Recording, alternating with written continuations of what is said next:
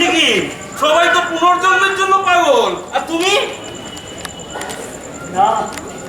আচ্ছা, এই তোমার এই সবাই মরতে কত কিছু রেখে এসেছে, এত মধু, তুমি কিছু রেখে আসোনি? কিছু না, আমি শুধু রেখেছি জ্বালা, শুধু জ্বালা, মধু নয় তো, মৌমাছির হুল।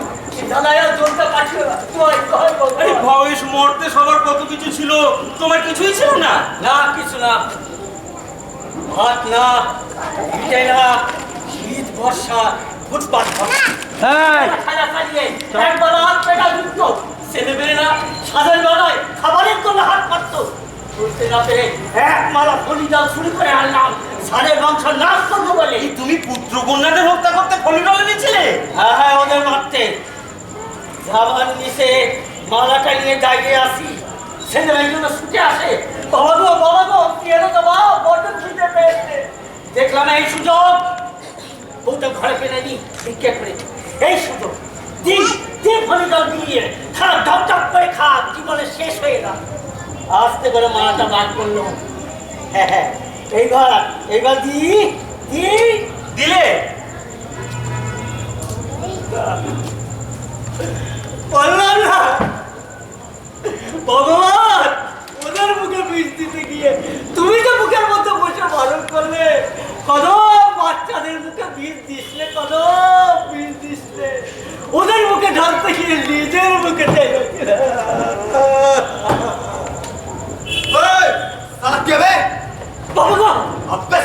তুই না, ভগবান বাঁচাও, তুই খতম করলি। ভগবান তুমি আমাকে কোথায় নিয়ে আসছো ভগবান? রেলগাড়ি থেকে তুই সালা ফেলেছিলি না, তোকে কেউ বাঁচাতে পারবে না। এটা কে রে? কদমা না? এটা কদমা না, কদমা আমার कंकालेর গুদামে ঠেলা চালাতো, হিসাব গড়বড় করতো।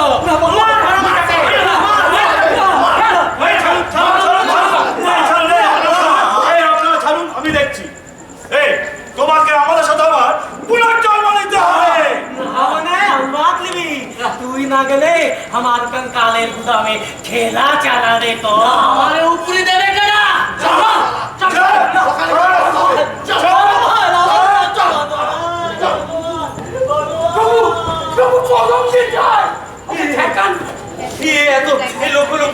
ভূতের মোকাবিলা আমি কি দিয়ে করি? ও ভগবান, আসছে কেন? আরে ভুলে গেছেন, আপনি তো নিজেই ভগবান। ভুলে গেছি। এখন কি উপায় আছে? চুপ তো, মেনে নেবো ওদের দাবি। না প্রভু, তাহলে কি এত শয়তানকে ছেড়ে দিলে ওদের মতো মানুষেরা দলে দলে মরে গেছে। তাহলে কি উপায়?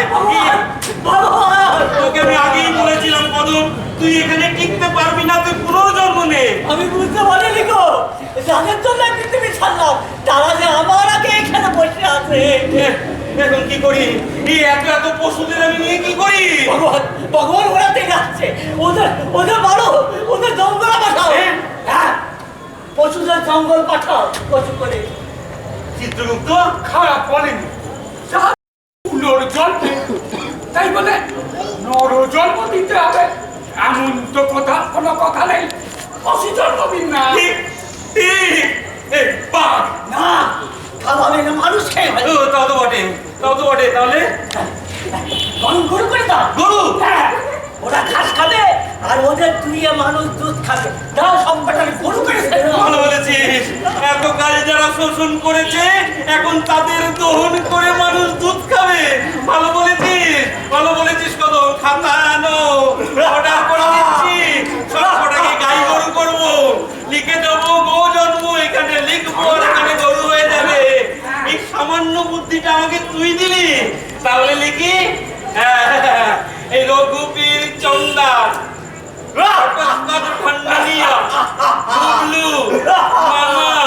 এই নরকের যাবতীয় শয়তান যা গরু হয়ে যা গো জন্ম।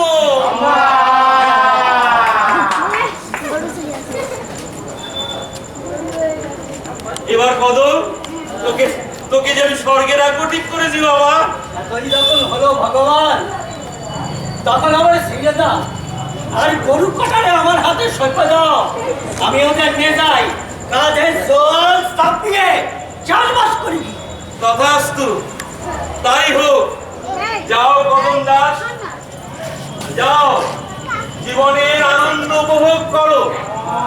আর এই গরুগুলোকে সঙ্গে নিয়ে যাও, কাঁধে হাল চাপিয়ে চাষ করো।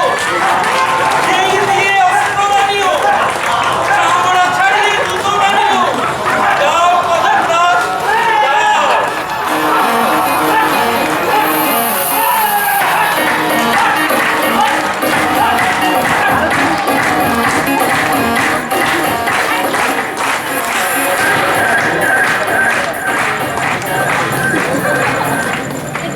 নাটক সত্যি ভূতের গল্প এখানেই শেষ হলো।